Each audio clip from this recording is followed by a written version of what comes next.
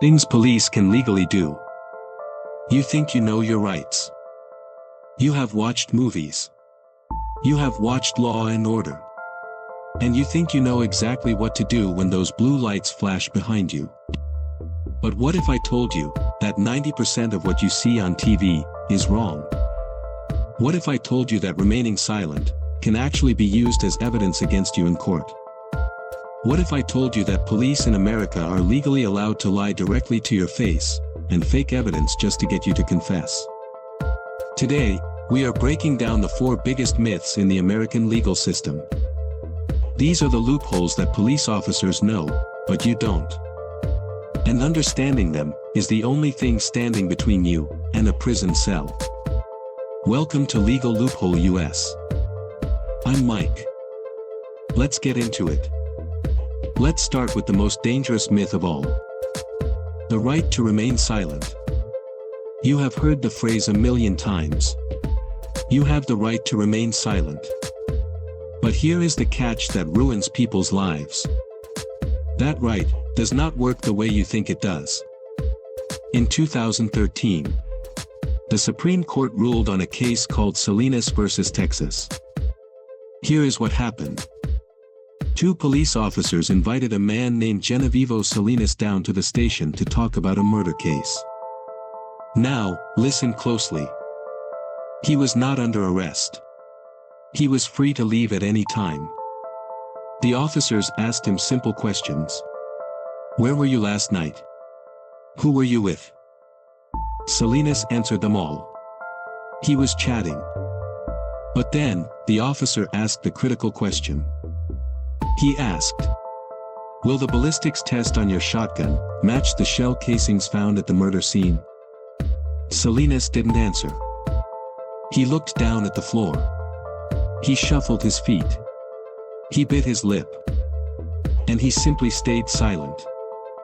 Later, at his trial, the prosecutor used that exact silence against him.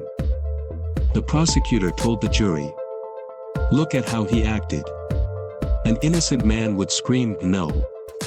But a guilty man stays quiet. Salinas was convicted. He appealed to the Supreme Court, arguing that his silence was protected by the Fifth Amendment. But the Supreme Court said no. They ruled that simply standing mute is not enough. Justice Alito wrote that a suspect who wishes to protect his rights must claim them expressly. So, what does this mean for you in 2025? It means you cannot just zip your lip during a voluntary interview.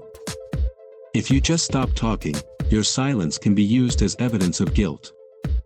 To be safe, you must speak, in order to be silent.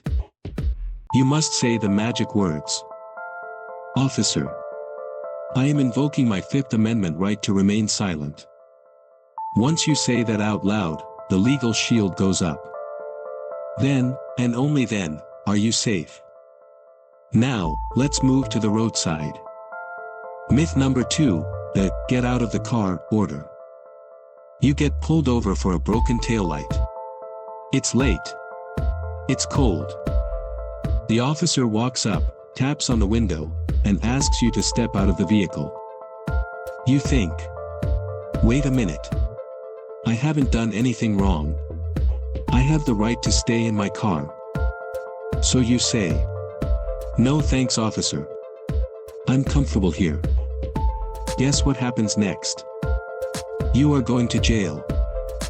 This is based on a Supreme Court case called Pennsylvania versus Mims. The court ruled that a police officer's safety outweighs your minor inconvenience. It doesn't matter if it's raining.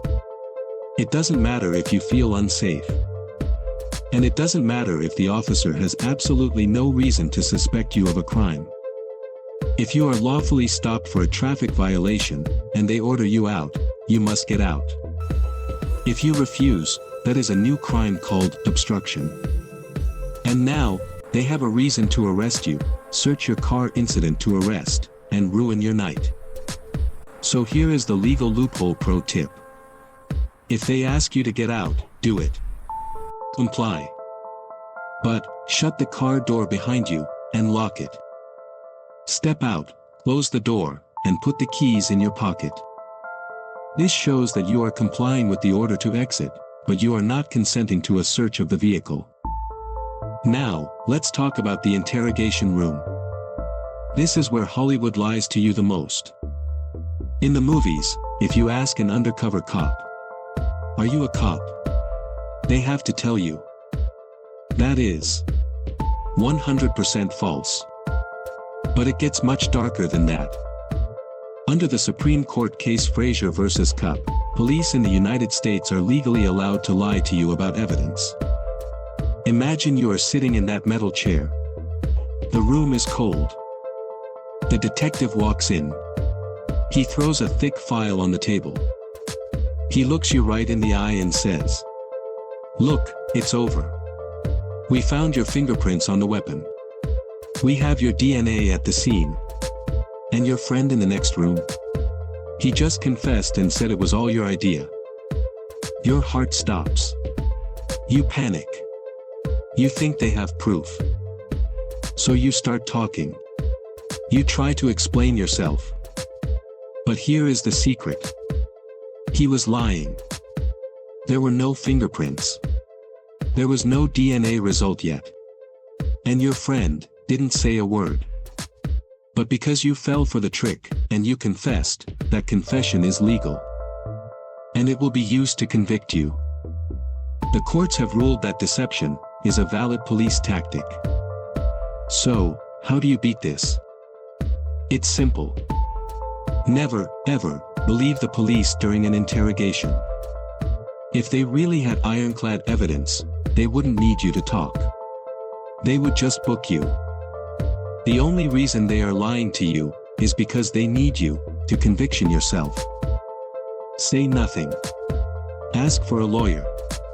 And wait them out. Finally, myth number 4. The ID confusion. Do I have to show you my ID?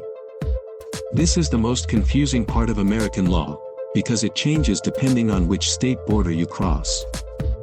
The governing case is Hybel versus 6th Judicial District. In the US, there are generally 2 types of states. Stop and identify states, and non-stop and identify states. In a stop and identify state, like Florida or Nevada, if police have reasonable suspicion that you committed a crime, you must give them your name. If you refuse, you get arrested. But, in other states, like California or Texas, you generally do not have to identify yourself unless you are actually being lawfully arrested for a crime. However, there is a massive trap here. Do you know the specific statutes of the state you are currently standing in? Probably not. And arguing with a cop on the side of the road about state statutes usually ends with you in handcuffs anyway. So, here is the golden rule to stay safe. If a cop walks up and asks for ID, ask them a question back. "Officer, am I being detained, or am I free to go?" If they say you are free to go, leave. You don't have to show ID. If they say you are being detained, ask, "What crime am I suspected of committing?" If they can't articulate a crime, it is very likely a consensual encounter, and you don't have to identify.